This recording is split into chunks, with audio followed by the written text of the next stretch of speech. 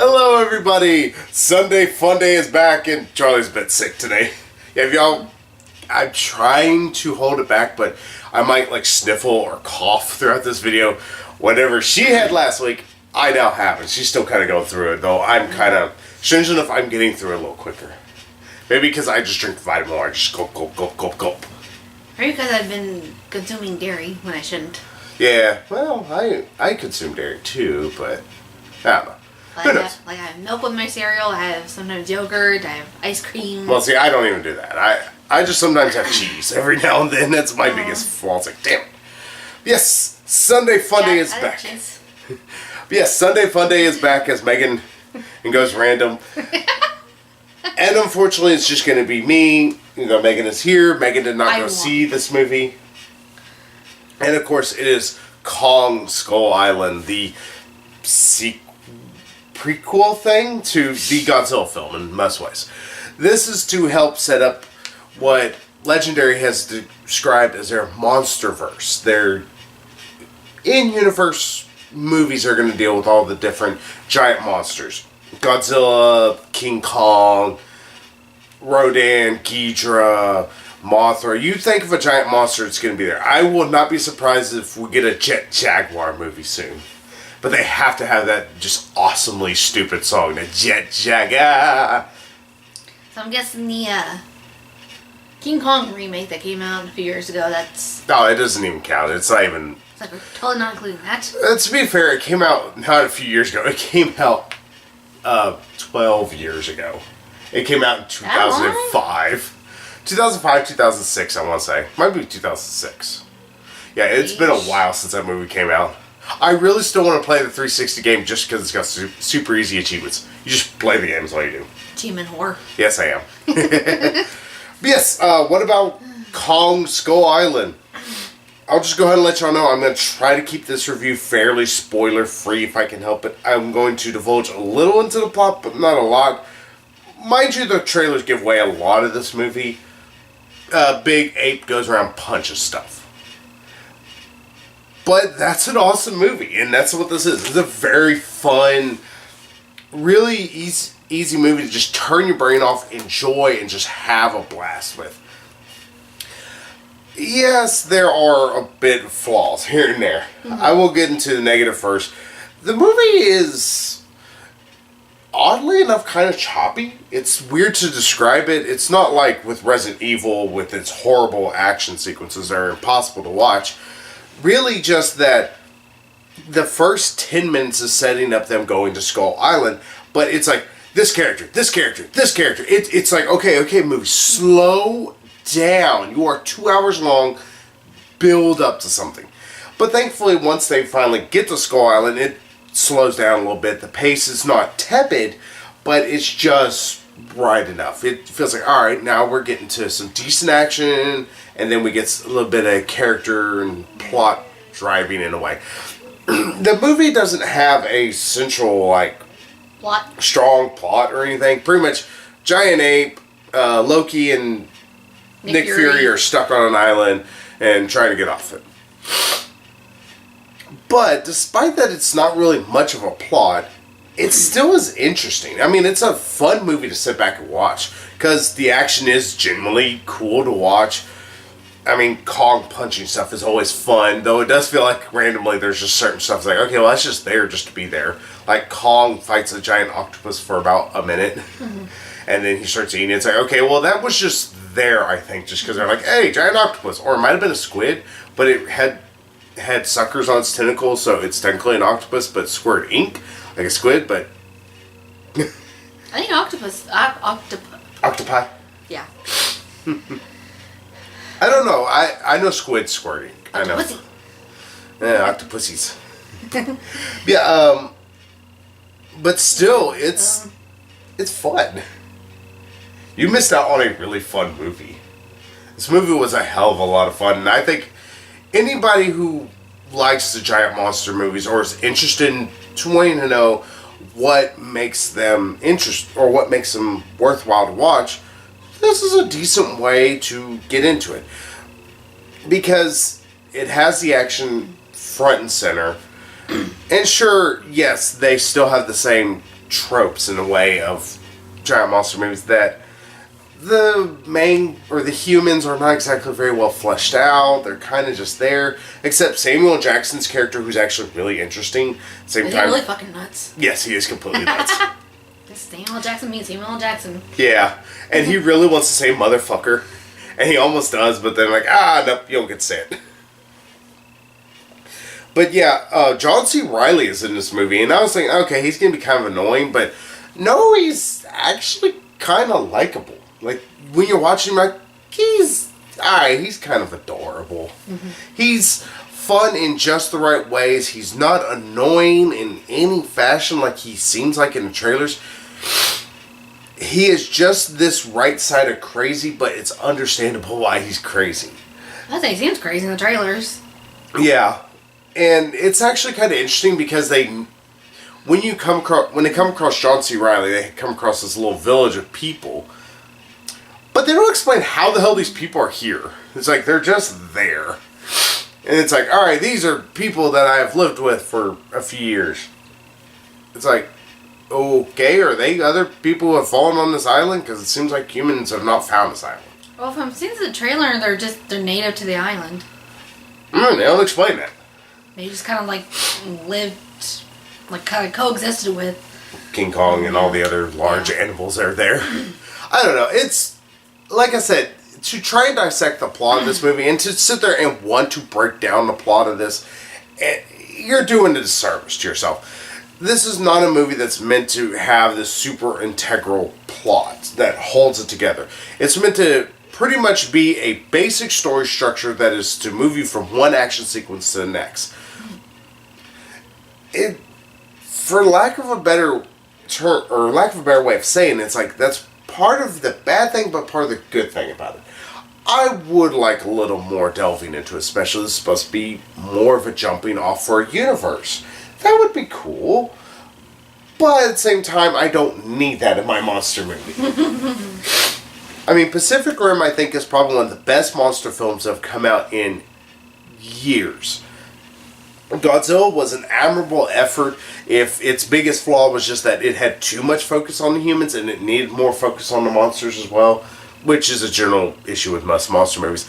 This one had a complete opposite issue of Godzilla, in the fact that there's a lot of focus on the monsters, very little on the humans, so you they're cannon fodder. They're pretty much there to die. Though, they're pawns on a chessboard, just there to die. They're not even pawns, because at least that would mean they have a purpose. It's like, they're just the teenagers that get killed in every Friday the 13th and, freaking Nightmare on Elm Street movie. The slutty teenagers that get killed in every horror movie. Yeah, they're just there to die. But... Or like every black person in a horror movie. Oh, I was about to say, you better finish that sentence somewhere, because otherwise this is about to get really racist. Makes you say, every black person needs to die. No! No, just trying to finish my thought. I got the Friday 13th show kind of distracting me. If y'all have not watched Friday the 13th series, you should. It's awesome. Has nothing to do with the movies. Which is weird because, if y'all see this, it's it almost looks like it's trying to be like the Jason mask, but at the same time it's not. It's kind of weird. Really dusty. Yeah. Oh, I got that on me. Yeah, what else can I say about this film? Because I don't want to give away too much. This is not because I don't want to spoil this movie, but just because, really, it is just a bunch of action sequences. But I will say, it's really well done action. The director, I don't know if I've seen much that he's done. He actually does some really cool camera work. First off, you do get the immense size of these creatures. Even the smaller ones feel large. Just because of these good panning up shots, these good, wide angle shots. The scenes from the trailer with the helicopters, just to let y'all know, that's near the beginning of the movie. If y'all wondered, that's the final fight. No, that's right there at the beginning.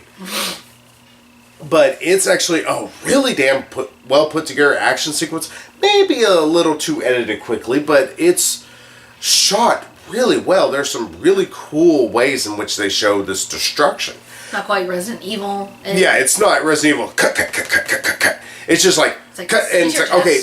Yeah, It's just like, it's a little fast, but it's not too fast. It's just... Not furious either? No. It's just got that right amount of edits in there. And really, that's cool. I like how this movie was shot. I like how it was put together. Like I said, the biggest issue is just there's not much of a plot. It's just action sequences. It's a Fast and the Furious movie, for lack of a better term. Though it takes itself far less serious than those movies have been trying to. We have a plot. It's more convoluted than fucking water mixing with oil. Trust me, it doesn't make any sense if you try to watch Fast and Furious movies. Especially the 7th one. I did not understand that one. Call me stupid, but... I see you wear your Batman socks. Yeah, Megan's now ADDing. And speaking about my socks I'm wearing. Well, I know some a little bit ago, but you were in the middle of talking. I didn't want to interrupt you. Oh, but... Yeah, I also don't want to give away too much about this movie, because... There's not a whole lot really to give away, but also there's not a lot of plot to talk about. And also, I want y'all to go see it. This is a movie I'm going to go ahead and say right now, go see this. Watch it in theaters. It's well worth the price. Don't see it in 3D. I watched it in 3D. It added 0 to this film. Maybe every now and then, like, there were some cool, like, first-person shots, like you'd see a guy holding a gun, and it kind of looked a little neat, that 3D. But... Not really worth it. Yeah, it's maybe like 2-3 scenes every now and then. Like a 5-second scene here, a 6-second scene there, 7 seconds. Like, okay, well, who gives a shit for like 20 seconds worth of a movie? Well, I figured the scene with him like batting the helicopter out of the air would be kind of... Strange enough, it doesn't seem like it was shot in 3D, that part. This has got the Ratchet and Clank problem. I loved Ratchet and Clank, even though a lot of people really didn't, because I thought it was a very, very fun movie.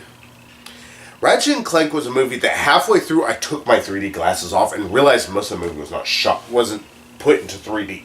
And it wasn't the theater's issue, because sometimes, like, all of a sudden, oh, the scene's now in 3D, and I put them back on. But a lot of that movie wasn't. This is, I think the issue is just, like, some of the scenes just really weren't 3D-ish. Yeah. The end credit was, but it never gave a good depth of view or anything. You don't get, which everyone says is the true 3D movie of all 3D movies, which is Avatar. You don't get an Avatar with this. You don't get that immersion or anything. It's just there. It's a gimmick. Oh, you didn't hear the sequel's been delayed again. Oh yeah, sequels are going to get delayed like crazy. They're probably going to add 4D. Now you can smell it. Ah, it's shit. I know that's shit. I don't want to smell it. I'm going to because I'm stupid. Ah, it smells like shit. Yeah, again, like I said, don't see this movie in 3D, but go see it. You're going to sit back. You're going to have fun. You're going to watch a monkey destroy stuff. I know he's an ape. I don't care. Everybody calls it a monkey. Monkey. And there are actually some... I will say, to not give away the plot, there's some homages to the original King Kong movies, which I actually really liked. Even homages to the Peter Jackson one. And then how certain fight sequences were done, and how Kong would react to things, and how he would do stuff. Which was cool. It shows this director really does know his stuff. He do understand, it's like, alright, we are going to pay homage, but we're creating our own thing. Like, at one point, Kong is covered in these chains, and he's breaking out of it, trying to do the right thing.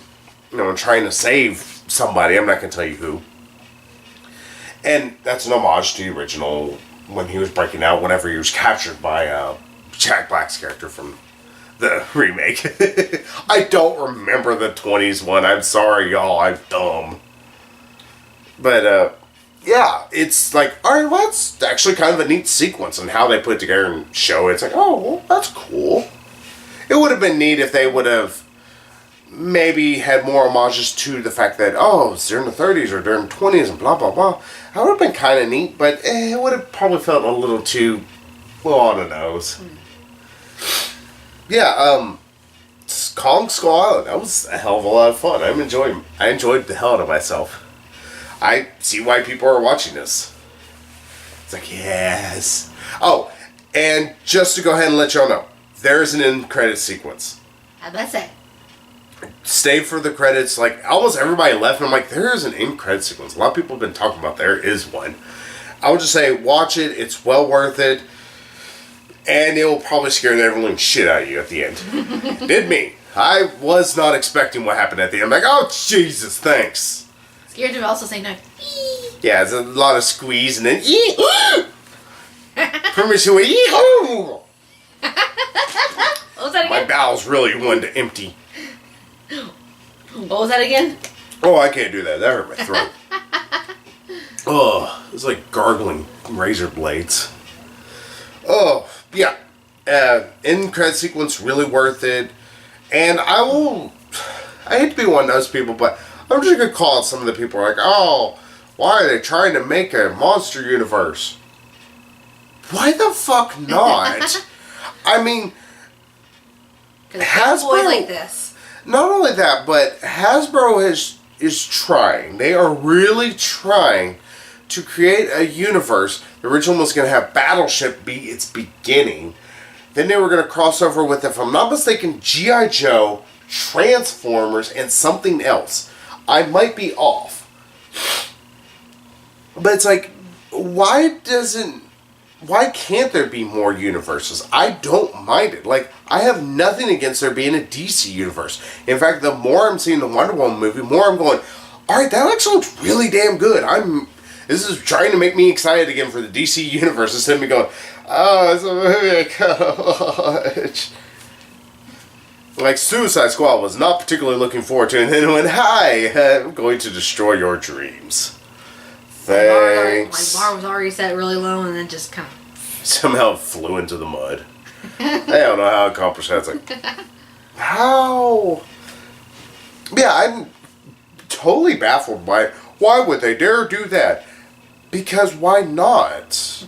I mean, these are very fun films. These are not going to be built to win Academy Awards. They're meant to look decent to good. They're meant to entertain and make you just walk out of the theater just like, wow, that was fun. Have a nerdgasm. Yeah, some nerdgasm, but not only that, but just an action-gasm. Make you enjoy some good, well-put-together action.